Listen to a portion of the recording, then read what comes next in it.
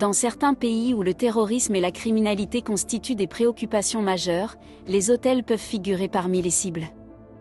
Le but de cette présentation est de vous donner des conseils de base pour faire le bon choix d'hôtel et de chambre afin de passer votre temps en toute sécurité et en toute tranquillité. Un bon hôtel doit en avoir l'air. Plus important encore, il doit disposer d'un dispositif de sécurité, à savoir des gardes, une vidéosurveillance et un système de contrôle d'accès.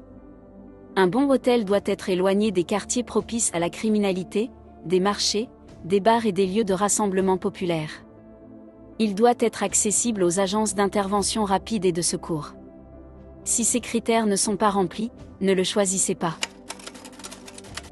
Assurez-vous qu'il n'y ait pas de curieux dans les environs, hormis le réceptionniste. Certains curieux pourraient être tentés de connaître le code de votre carte bancaire et votre numéro de téléphone ainsi que votre numéro de chambre. Lorsque vous devez régler la facture avec votre carte bancaire, assurez-vous que vos coordonnées sont protégées, que votre carte ne soit pas copiée. Si vous avez le choix, évitez les chambres du rez-de-chaussée et du dernier étage.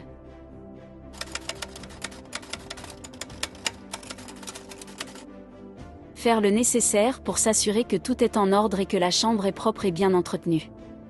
La serrure et le verrou de sécurité doivent être testés. Assurez-vous que les numéros de téléphone utiles comme ceux de la réception et du restaurant soient disponibles dans la chambre. Testez l'Internet en connectant votre téléphone. N'exposez jamais d'objets de valeur et ne les laissez jamais dans la pièce lorsque vous êtes absent. Les bijoux, l'argent ou les objets électroniques légers sont tentants. Mettez vos objets de valeur dans le coffre-fort ou emportez-les avec vous. Une fois installé dans votre chambre, familiarisez-vous avec le plan d'évacuation, notamment les sorties de secours.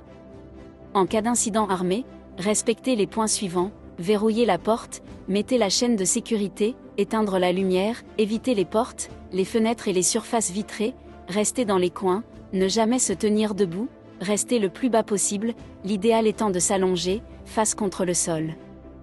Ne faites pas de bruit.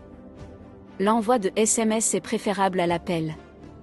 Attendez que l'incident soit terminé, que vous n'entendiez plus de coups de feu et que vous entendiez l'appel des secours à sortir. Soyez prudent.